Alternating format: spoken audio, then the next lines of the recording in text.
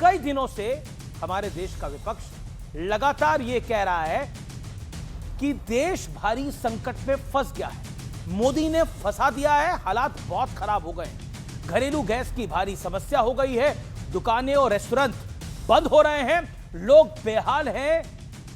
इसके बाद मामला सीधे विदेश नीति तक पहुंच जाता है कि मोदी सरकार की विदेश नीति फेल है और बड़े तेज तेज ऐसा बोला जाता है। हालांकि इसमें कोई दो राय नहीं है कि वैश्विक संकट का भारत पर कोई असर होगा ही नहीं, लेकिन सरकार ने समय रहते हालात को संभाल लिया है अभी तक, खास तौर पर घरेलू गैस के मामले में। और बात रही विदेश नीति की, तो एक नहीं बल्कि विपक्ष के दो बड़े बड़े नेता, दो दिग्गज नेताओं ने खुद विपक्ष को आईना दिखाया है।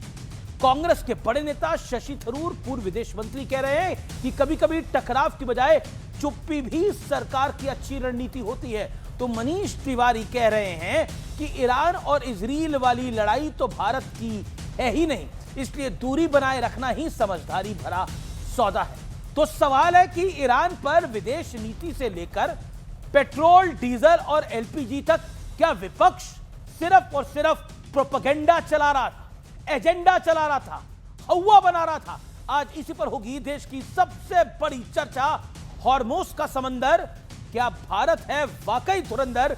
आज का आर पार में आपका स्वागत है। लेकिन धुरंधर नाम सुनकर आज कई लोगों के सीने में दर्द जरूर उठ जाएगा, क्योंकि धुरंधर दो ने कमाल करा ही ऐसा है।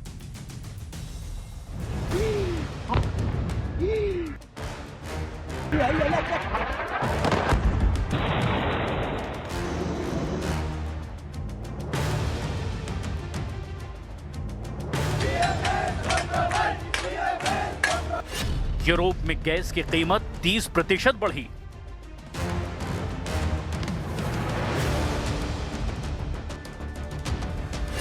ऑस्ट्रेलिया में पेट्रोल 18% महंगा हुआ।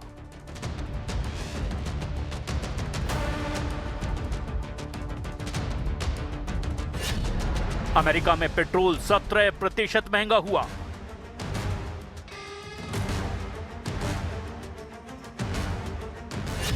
चीन में पेट्रोल 11% महंगा हुआ।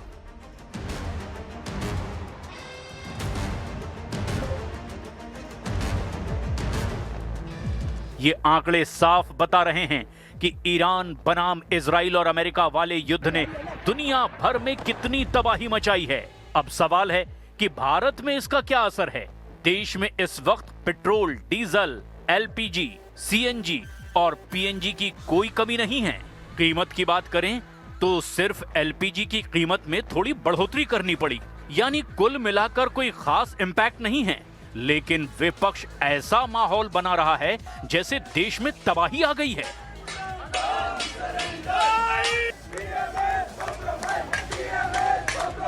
कि गैस की किल्लत है हमारे देश में, और चूंकि सत्ता पक्ष इसे छुपाना चाह रहे हैं। ये बातचीत सभी से हर तरफ चल रही है, पर सच्चाई तो यही है कि एलपीजी की किल्लत है। जो कारोबार हैं वो ठप पड़ गए हैं, जिनको गैस की रिक्वायरमेंट होती है।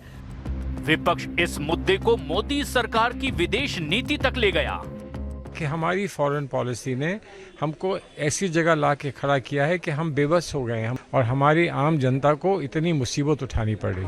अगर हम सक्षम होते तो हमारे साथ ऐसा होता। हालांकि कांग्रेस के ही दो दिग्गज नेताओं शशि थरूर और मनीष तिवारी ने विपक्ष की सोच को आईना दिखा दिया। शशि थरूर ने कहा है, बिना किसी बड़े प्रभाव के चुप्पी साधना भी एक रणनीति हो सकती है। विदेश नीति कोई सेमिनार नहीं जहां सिर्फ सिद्धांतों पर बात हो। यहां लिए गए फैसलों का सीधा असर करोड़ों लोगों की जिंदगी पर पड़ता है। मैं सरकार को टकराव की बजाय चुप्पी चुनने के लिए दोषी नहीं ठहराऊंगा। Well, it's not our war.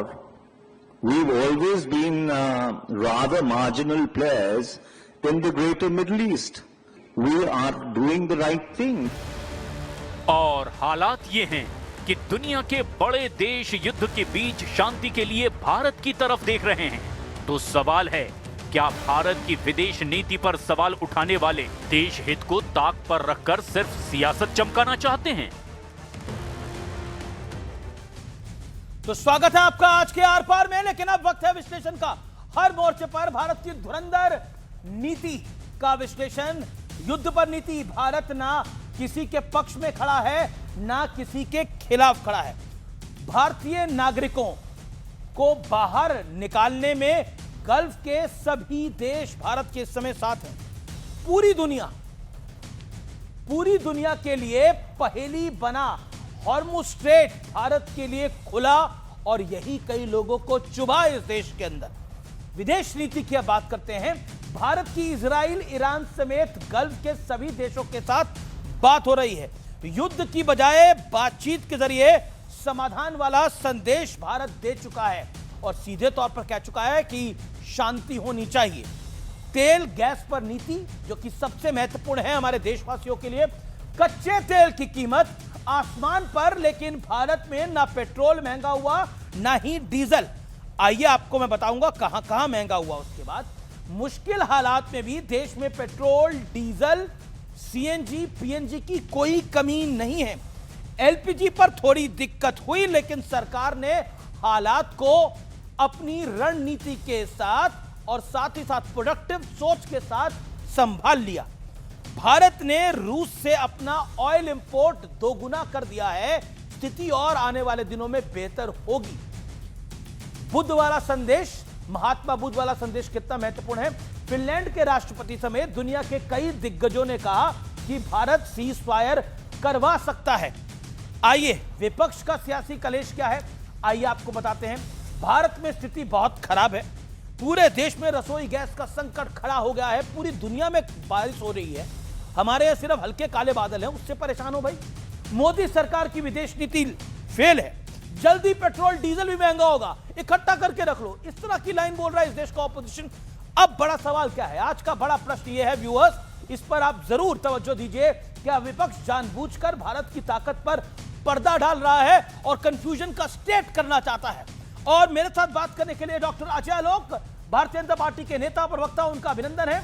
मेरे साथ इस चर्चा के अंदर दीपक वोरा, पूर्व राजनयिक, उनका अभिनंदन है। आनंद रंगनाथन है, जाने माने प्रोफेसर हैं, राजनीतिक विश्लेषक है, उनका स्वागत है। मेरे साथ विवेक श्रीवास्तव हैं, नेता हैं लेफ्ट के, आज धुरंधर 2 देख कर आए हैं, अपना रिव्यू भी देंगे। मेरे साथ इस चर्चा के अंदर अश्विनी मिश्रा हैं, नेता कांग्रेस पार्टी के, उनका अभिनंदन है। फराज किदवई मेरे साथ हैं, उनका भी स्वागत है, प्रवक्ता समाजवादी पार्टी के। इनके नेताओं की भी चर्चा हुई है धुरंधर 2 में, तो निश्चित तौर पर खुश होंगे ये भी। आप तमाम लोगों का स्वागत है इस कार्यक्रम के अंदर।